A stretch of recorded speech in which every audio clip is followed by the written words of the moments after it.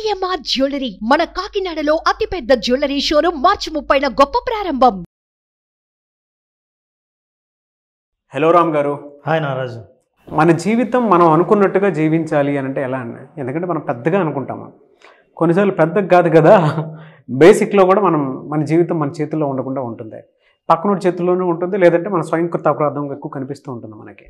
ఎప్పుడైనా సరే మన జీవితాన్ని మనం పెద్దగానే చూడాలి, అందంగా జీవించాలి. అలా మనల్ని మనం కంట్రోల్లో పెట్టుకోవాలి అని అంటే ఎలా?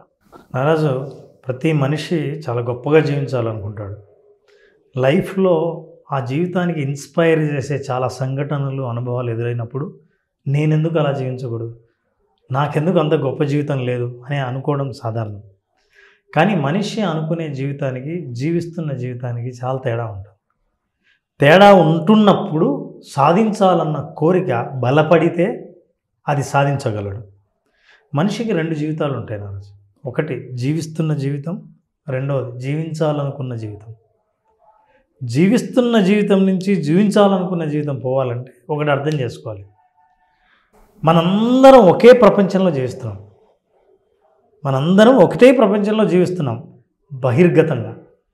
కానీ ప్రతి మనిషికి, అంటే ఒకే ప్రపంచంలో మనందరం జీవిస్తున్నాం, ప్రతి మనిషి మెదడులో వాళ్ళ సొంత ప్రపంచం ఉంటుంది. సో సొంత ప్రపంచంలో వాళ్ళు జీవిస్తుంటారు, వాళ్ళు అందరం కలిసి ఒకే ప్రపంచంలో ఉంటాం. అంటే అవకాశాలు మనిషికి సమానంగా ఉంటాయి, కానీ మనం సృష్టించుకున్న ఒక అంతర్గత ప్రపంచంలో భయాలు, నమ్మకాలు మనల్ని వెనక్కి నెట్టేస్తుంటాయి, మనిషికి దూరం పోనిస్తుంటాయి. అయితే మనకు అర్థం చేసుకోవాల్సింది ఏంటంటే, ఏ మనిషి అయినా సరే తను అనుకున్న జీవితాన్ని జీవించాలనుకుంటే ఎంత పెద్దదైనా సరే తను అనుకున్న జీవితం జీవించాలంటే, తను అనుకున్న జీవితానికి ఇప్పుడు ప్రస్తుతం జీవిస్తున్న జీవితానికి మధ్య గ్యాప్ చాలా ఉంటాయి. రెండు అంశాలని దృష్టిలో పెట్టుకోవాలి. ఈ రెండు అంశాలని మనం తెలుసుకునే ముందర నారాజు, ఇప్పుడు నువ్వు ఇందాక చెప్పినట్టే మన దగ్గర దీన్ని జిగ్సా పజిల్ అంటారు.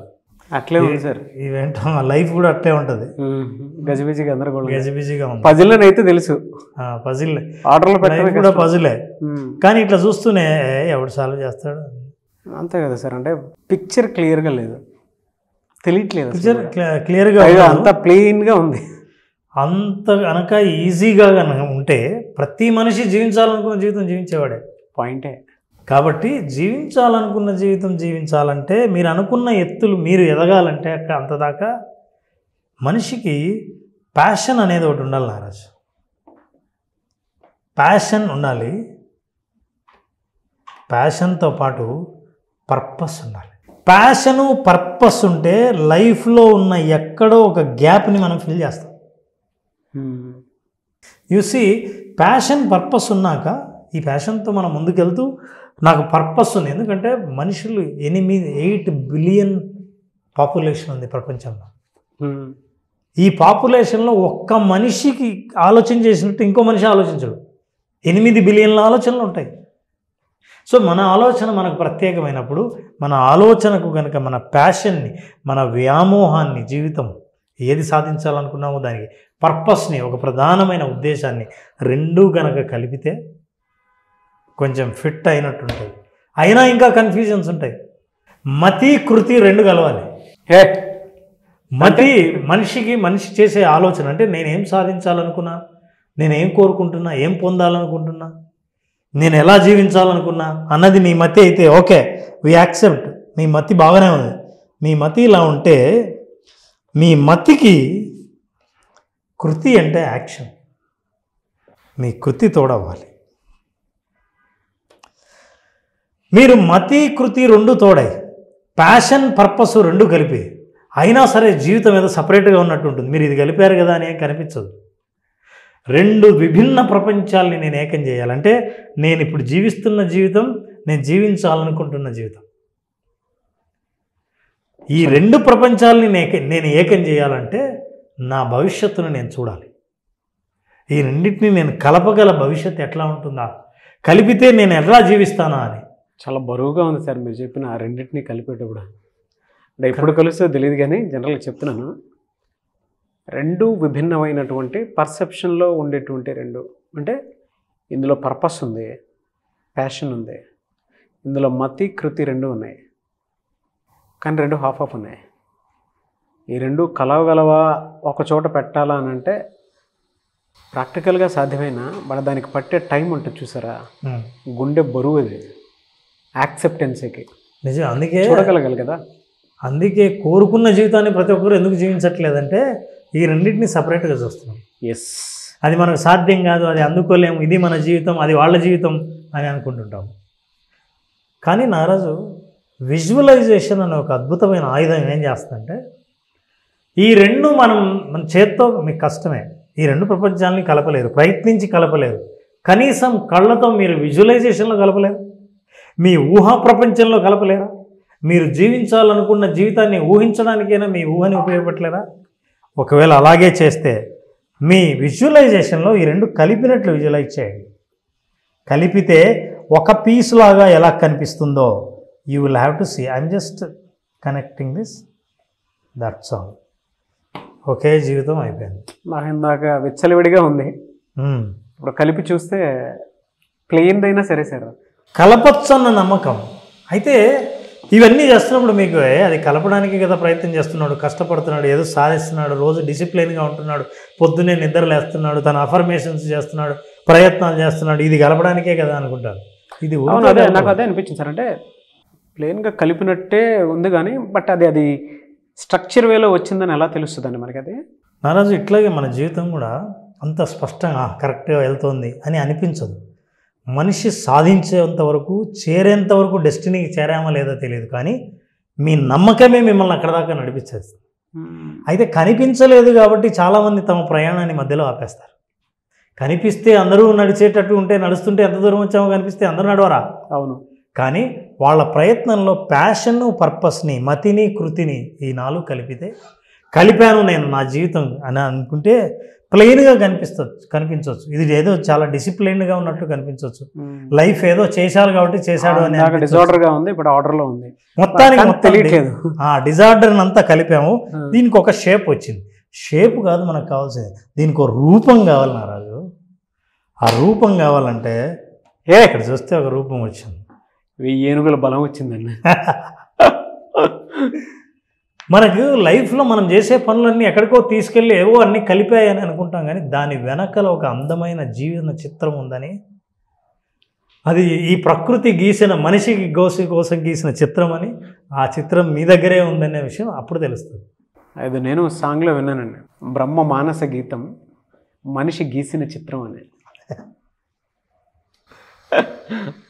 సో ఇలా మనం మనిషి ప్రయత్నించి అనుకుంటున్న జీవితం, ఊహించిన జీవితం, జీవిస్తున్న జీవితాన్ని రెండింటినీ కలిపి, అది కూడా అనుకున్న జీవితమే, కోరుకున్న జీవితమే నేను పొందాను అని అనిపించాలంటే జిగ్సా పజిల్ లాంటి కన్ఫ్యూజన్స్ని కలపడానికి రెండు ముఖ్యమైనవి. మనం పర్పస్ అంటూ జీవితంలో ఉండాలి. ప్రతి మనిషికి పర్పస్ ఉంటుంది.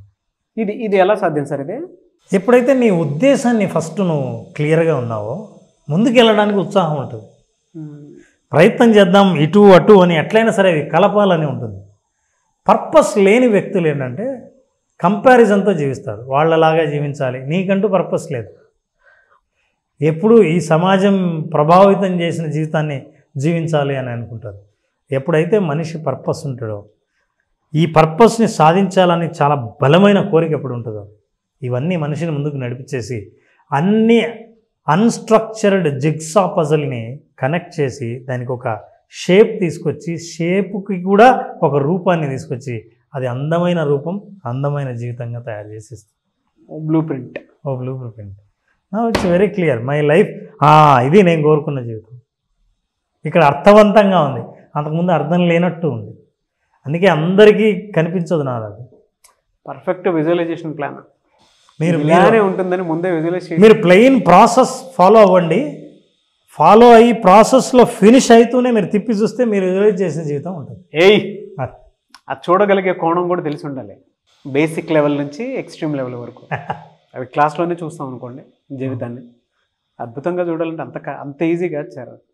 మనల్ని మనం గొప్పగా ఇప్పుడు నేను సీఎం అవ్వాలి అని అనుకుంటే సీఎం అవుతానా అనేది బాగా వెయిటేజ్ ఉండేటువంటి వర్డ్ మన పాయింట్ నుంచి చూసినప్పుడు.